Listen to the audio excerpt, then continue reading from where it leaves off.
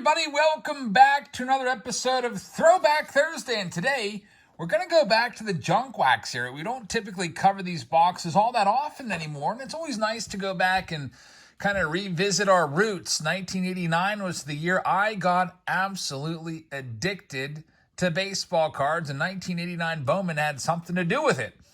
I have opened this box one other time on the channel. That was back in February of 2020, so it's been over 3 years since we've had a GRIFFEY 89 Bowman chase. We're going to bring it back today.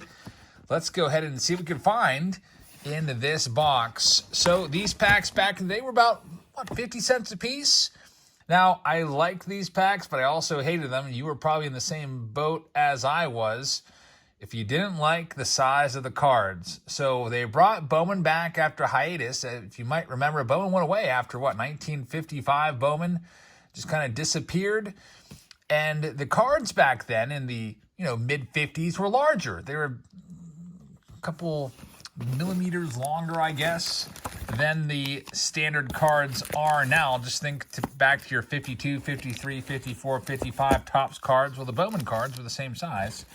So to kind of keep everything authentic, they decided, you know what? We're going to make those cards the same size they were back in the day. And everybody hated it. So what Bowman did was, obviously, Bowman is still around. They're still making blaster boxes today. Here's a nice 2023 Bowman blaster box, which, that's probably my favorite product out there retail-wise. But they are still around. They came back in 1989, and they're still around. So listening to the complaints of collectors, they're like, all right, we understand. We hear you. Your cards are getting all just kind of jammed up in the boxes and getting ruined. They don't fit into the top loaders. They don't fit in the penny sleeves. They don't fit in your binder pages. And they went to the standard size card the next year in 1990. So 1989, it's a 484 cards in the set. So a bit less than a standard top set. So a little bit easier to put the entire set together. You have Ken Griffey Jr., who's the main chase rookie in here. But there's also some other nice rookie cards you can find in here. Guys like John Smoltz, Craig Biggio, and so on. And there's gum in here as well, which should be pretty fun. So let's go and enjoy some junk wax, why don't we, and go after a Ken Griffey Jr. rookie card. I picked this box up, by the way, Triple Play Vintage. Back a couple years ago, I think, had a $25 price tag on it. That gum looks good enough to try. I don't know. Should I try it? I'm thinking about it. Every now and then you'll see a box with just disgusting gum that just looks awful. That's like browning and everything. That gum there looks pretty good. So this box has been kept in a nice, cool, dry place. And look at what we have on top. It's a Gary Sheffield rookie card. Sheffield, with over 500 career home runs, I think, should be in the Hall of Fame. And I used to think this, as a kid, this was different for me, and I thought it was cool. I used to like to look at how they did against each team. That just was kind of beyond its time for me. And I used to read the back of all of my baseball cards as a kid. Here's a nice one, Willie Mays. I remember as a kid I used to take these cards, and I would actually kind of like wrinkle them up and make them look creased and try to make them look old, because to me, that's what old cards look like. My dad's cards looked like they were just completely beat up. I think my dad used to put them in bike spokes. He used to throw them and play like card games. And these were all reprints. That's the Willie Mays rookie card.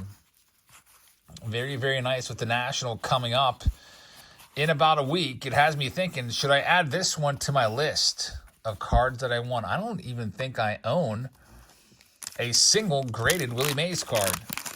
I've got some Willie Mays cards here and there, but nothing super valuable. I don't think I have any of his 50 cards. There's a Jackie Robinson reprint right there.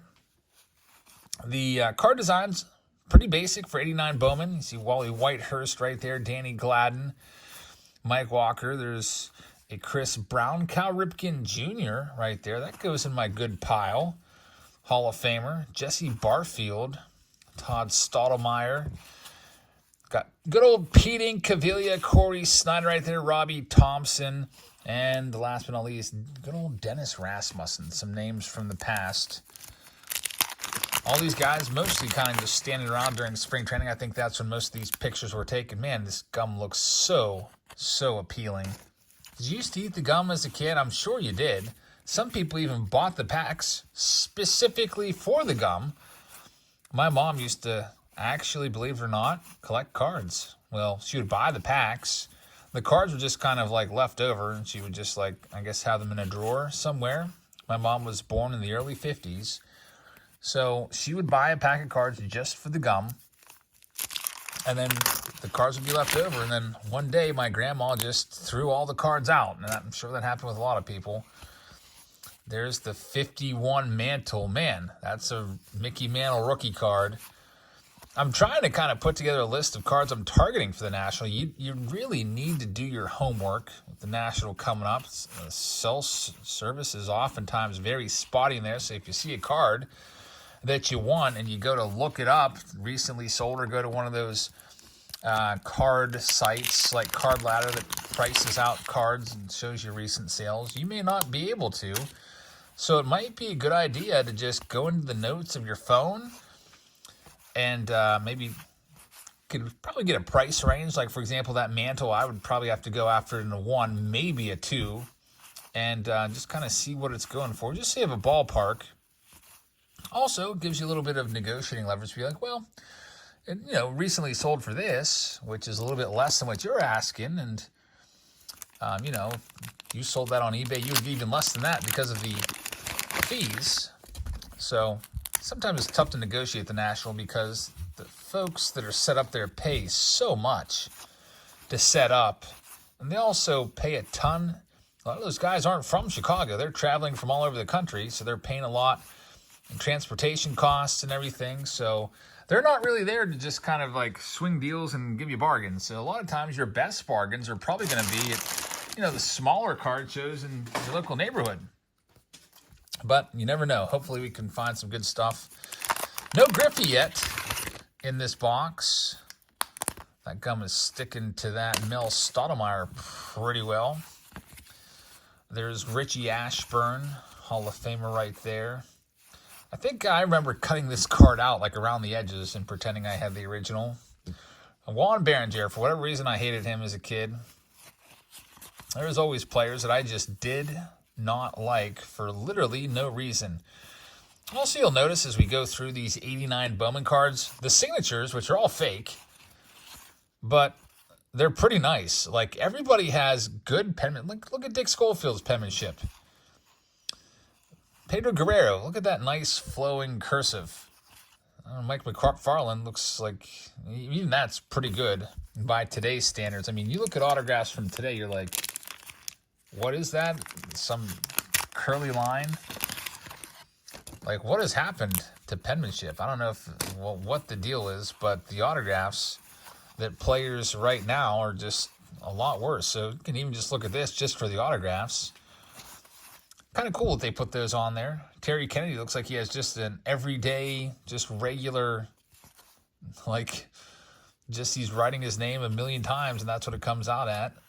Frank Wright has a nice one. Frank White, sorry. Paul Ossenmacher, Frank Tanana. And, man, we haven't really got too much in that first stack. About a quarter of the way through the box, we have a Cal Ripken Jr. and a Gary Sheffield, and that's it. A bunch of commons in there. If we pull the Griffey, I'll take a bite of the gum. How about that? Oh, there it is. Ken Griffey Jr. All right. So we found it. And true to my word, I sure hope I don't get sick. Don't need to be sick for the National. I'll take a bite of the gum. I know you can't see my face, but you could hear me. I'm all in. I am chewing the gum up. Literally the second I make that bet, that happens. So I've chewed the gum up. It is completely dissipated and disappeared. And it just becomes saliva after a few seconds. But I'll tell you what, it gives you that flashback to when you were a kid for just a split second, chewing that gum. Man, I don't know what it is, but it tastes great. It also tastes a little bit like cardboard. Hey, Fred McGriff going into the Hall of Fame. That's a great card right there. Not particularly valuable, but a nice one. And we got one Griffey right off the bat of the next stack. There's Tino Martinez. I was like, man, this is a slow box. Probably going to be a while till we see a Griffey. I think I'll just throw a random bet out there. That's why you should never say you'll do something if you're not going to follow through, for sure. All right, let's see what we've got in this next one. Bill Doran right there. There's 12 cards per pack, 36 packs per box. So really, you can probably put together a good bit of the set. There's Dan Plezak. All of you know him from his time on the MLB Network. He's done a pretty good job for himself as an analyst. Another stick of gum right there. Man, that stick of gum has sat in that pack for how many years now? Like 35 years, just about. There's Duke Snyder. There's the Cal Ripken Jr. I used to call that the TV card. I like those cards. I'm putting that one aside. I think they were pretty cool. Griffey's got a TV card too. I wonder why they did that. Like, why a TV? Like, big, like, I have no idea, big technology card. It's a freaking boxy TV. I'm guessing that maybe it has something to do with 55, Bowman. Remember 55? The cards were on the old style 50s TVs. Maybe it's that. And that's like a 1989 TV. Maybe, just maybe, this was the design that they rejected. Like, any time they were coming up with a new card design, they have lots of different designers that are submitting ideas. And this was probably pitched. Like, okay, we had the 55 design of a TV set. This is what the TV looks like in 55. What about we do what a TV looks like now in 89 and make it look like this? Would you have rather had all the cards look like this? It'd be an interesting set for sure. Maybe have the player's face, nice portrait right there, then some action shots in the background. Maybe fill the card out a little more, make the TV a little bit larger. I think that would be kind of cool. There's Robin Yount, Hall of Famer right there. Jesse Orosco, good old Wally Backman. Wild and crazy guy, that Wally Backman. Ken Phelps, Alvin Davis, and John Dobson. All right, so I've got to come up with a list of cards that I'm targeting for the National. And I've got all these cards floating around in my mind. Like, I want this one, I want that one, I want this one. And already from this video, it's given me just 3 ideas of cards that I want, and here's one of them. The problem is it's so freaking expensive. I don't think I can afford it. As I blew most of my budget for a few years on the Mickey Mantle 52 tops that I bought last year. There's Harold Reynolds. Literally the same exact background as the Ken Griffey Jr. They're both pretty much almost in the same spot. Harold's at the second base. Griffey is probably along the foul line, just out in left field. But you can still see the same outfield wall there. I always thought that was kind of interesting. Photo day at the Mariners spring training complex out there in Arizona. Here's this next one up. We've got another Bowman mantle. Notice how they put reprint down there in the corner, right there. It's a nice card, 53 Bowman. I like that one. Nice picture of Mickey on there. John Smiley. And photo day again. I wonder if these guys were all lined up at the same time. Like Harold Reynolds was on second base, Griffey was there, and Dave Valley was just a little bit farther down the left field line. So you got that same hill in the background out there. Big Mac, Mark McGwire, that's actually the cover card on the box. I was a little worried about this box when I was going through there. Some of these pack wrappers look at that. I was like, did somebody search these, or was it just a really bad wrap job at the factory? I'm glad it wasn't searched. I would just scrap the video and just do another box. I've got all these different junk whack boxes on the shelf from, just pickups here and there. There's Greg Maddux, Hall of Famer. I'm going to put that one off to the side. Probably should have done that with the Robin Yount as well. I think I forgot that one. Harold Baines, Bob Walk. So 1989. Cards were so much simpler back in 1989. You just have all base cards. There's no inserts. There's no parallels. There's no autographs, no relics. You can go after the rookies and you put the set together. That's it. They were cheap. 50 cents for a pack for 12 cards. Man, oh man, how things have changed here 35 years later. Still a fun hobby for sure. Nolan Ryan coming up. Hall of Famer Nolan Ryan. There's that Willie Mays again. It's like it's calling out to me. I did buy the entire 51 Bowman set at the National a few years ago. There's a nice Nolan Ryan right there. You might recall that one. And we did a set break on it. So I had the Mays. I had the Mickey Mantle. I think the Mays was a 4 and the Mantle a 2 or vice versa. And we broke it all up in a set. And I kind of regretted it at the time. I probably still regret it. It was a nice set. There's a Whitey Ford rookie card. There's Al Padrique going to the Tigers. I used to hate Al Padrique. I have no idea why. Charlie Lee Brand as well. Didn't like him. Barry Larkin. He used to get on my nerves. There's Eric Shaw, making a kind of a weird face right there. And Greg Gagne. That's the last one. Next one up, Dave Martinez. We're going to become a major league manager. We got the John Smoltz rookie card right there. Smoltz rocking the little, I don't know, preteen mustache. But he would go on to be all-time great Hall of Famer. Brett Saberhagen started out his career on that track. He had a really great start to his career. Still a nice career, but not a Hall of Famer. Doug Jones, former closer right there. There's Spanky LaValliere and Dave Martinez. Yeah, I remember my mom bought us this plastic baseball card bin. It was like a holder that had a door that opened up, and there was like little slots for each team. I think there was 26 teams back then, so there was like 26 slots. You just put the cards in the, put them in like that into the plastic holder, and then you shut the door. But with Bowman, if you ever had Bowman, whenever you'd shut the door, the cards would get all like jammed up and ruined. You just totally destroyed a lot of our Bowman cards. So we weren't buying a ton of these. I did like to, like, if the store had them, I would definitely be interested in grabbing a pack of these. But I think I was mostly a Topps and Donruss guy back in '89. Or I guess I should say Topps and Donruss kid. I was 8 years old. And you know how there's different releases, like Topps does Series 1, Series 2. I would find that I would get bored of a certain release. Like I'd get Topps packs and get a bunch of those. And then I would move on to Donruss or something like that. Never really had too much Fleer. I don't know why that was. I'm guessing maybe 89 Fleer was just a hot product with the Billy Ripken error card that maybe people grabbed those up, or maybe stores were like protesting and not putting them out. But it seems like I never found any Fleer. Upper Deck, I don't think I ever opened a pack of Upper Deck when I was 8.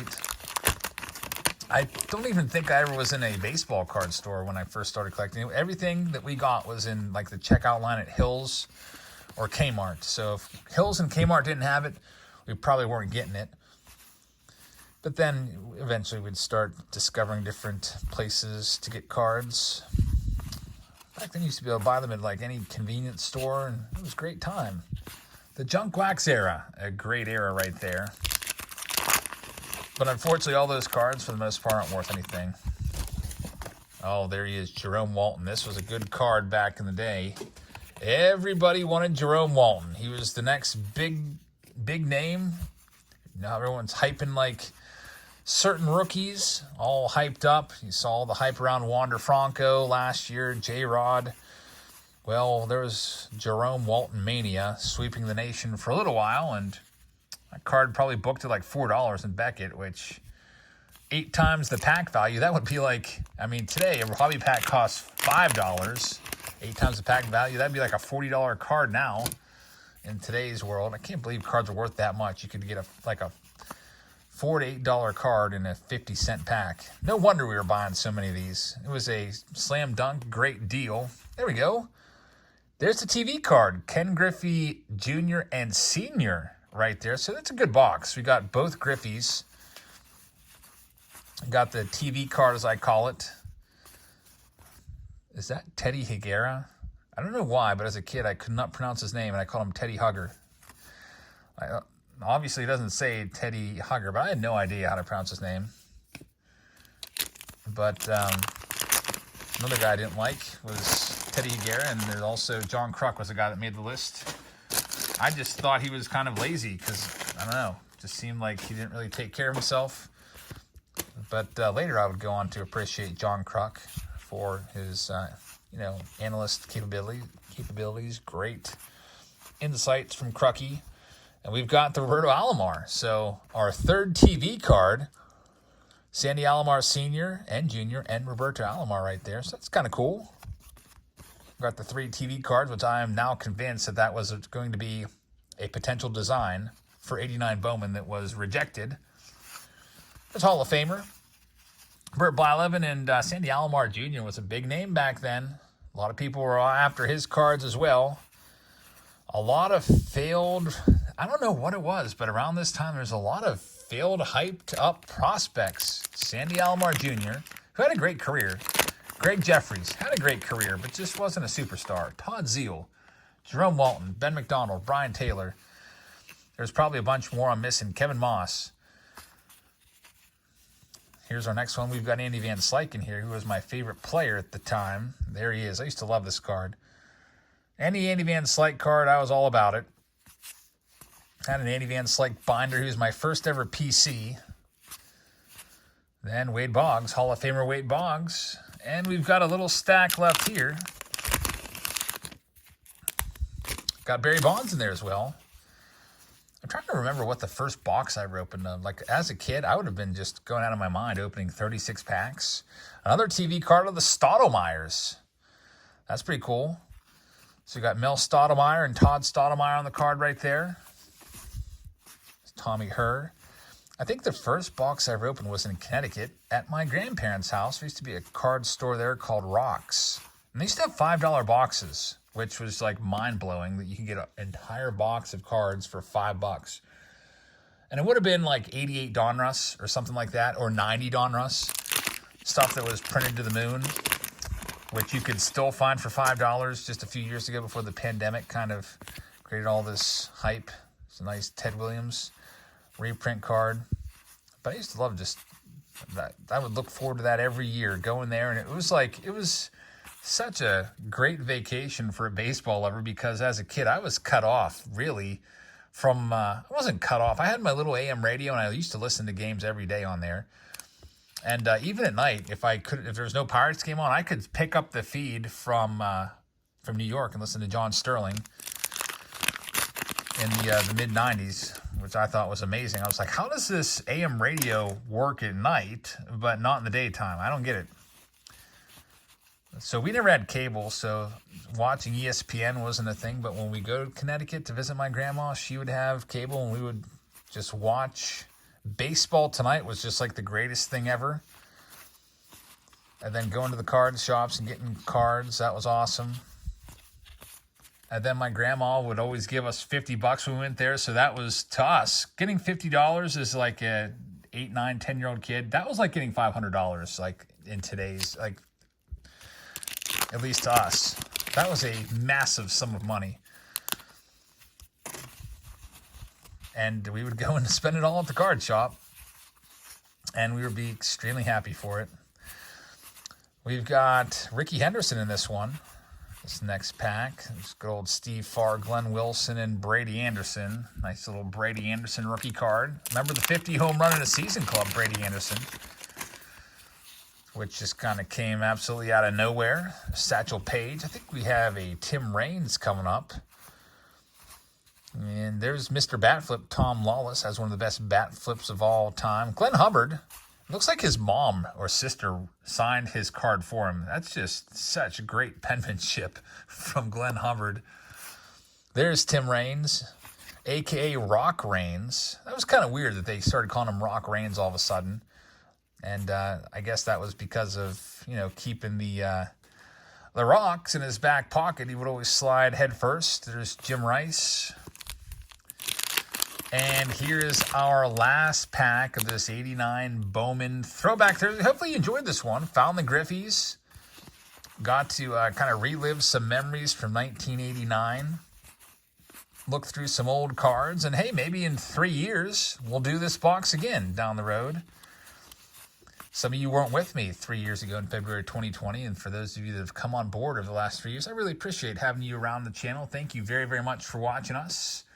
Let's see here. I'll tell you what's coming up tomorrow.